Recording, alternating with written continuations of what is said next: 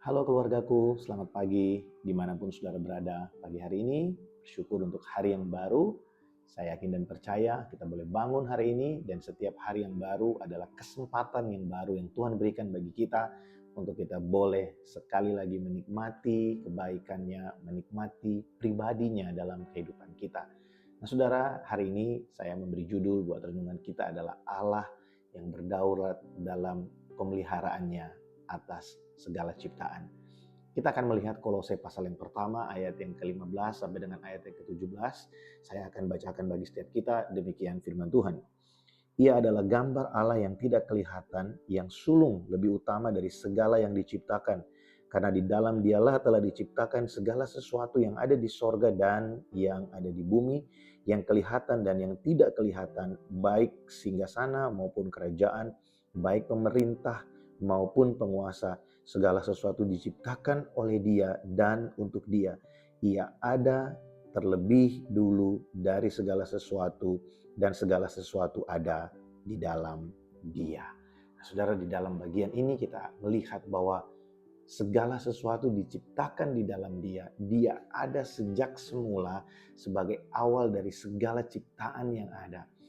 Saudara, Allah yang kita sembah, yang kita kenal di dalam Yesus Kristus Tuhan, Dia bukan hanya Allah yang berdaulat dalam penciptaan. Namun dalam ayat yang kita baca tadi dari Kolose pasal yang pertama ayat 15 sampai ayat yang ke-17, kita melihat bahwa Allah juga memelihara segala sesuatu yang Dia ciptakan. Dia berdaulat penuh untuk memelihara semua ciptaan yang ada di alam semesta, termasuk atas kehidupan kita. Kedaulatannya bukan hanya tidak berhenti sampai di masa penciptaan. Tuhan tidak hanya menjadikan terang lalu membiarkan terang itu begitu saja.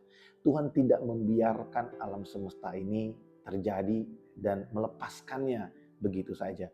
Makanya dalam setiap peristiwa kita bisa melihat bagaimana Allah berdaulat memelihara kehidupan manusia. Dalam sejarah kita tahu bahwa bumi yang kita tinggali ini sudah mengalami banyak sekali bencana. Namun melewati proses-proses yang panjang, Allah menunjukkan kedaulatannya dalam pemeliharaan atas ciptaannya. Dan juga dalam kehidupan kita, dalam kehidupan saya dan saudara. Kita bisa melihat bagaimana Allah itu berdaulat memelihara kita. Ada kalanya mungkin kita mengalami kegelisahan yang sangat-sangat berat. Kita mengalami pergumulan yang sangat-sangat panjang. Namun di tengah pergumulan itu, pemeliharaan Allah juga sempurna atas kita. Dia mengirimkan orang-orang yang baik di sekeliling kita sebagai bukti bahwa Dia memelihara kita.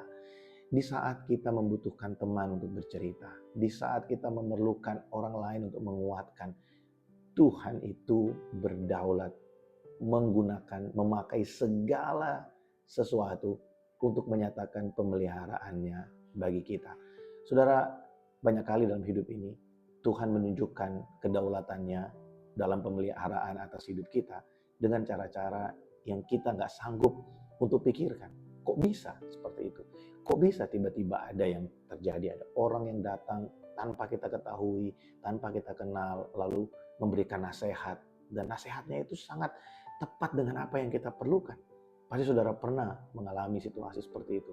Dan itulah Tuhan kita. Dia Tuhan yang berdaulat bukan hanya dalam penciptaan, namun juga dalam pemeliharaannya atas kehidupan kita. Nah, hari ini saudara, kita renungkan bersama-sama. Kalau Dia berdaulat dalam pemeliharaan atas semua alam semesta, mari renungkan ini. Saya menulis satu kalimat untuk sama-sama kita renungkan. Dalam keadaan yang penuh dengan ketidakpastian dalam kehidupan ini, bagaimana keyakinan akan pemeliharaan Allah yang berdaulat memberikan kita ketenangan dan pengharapan.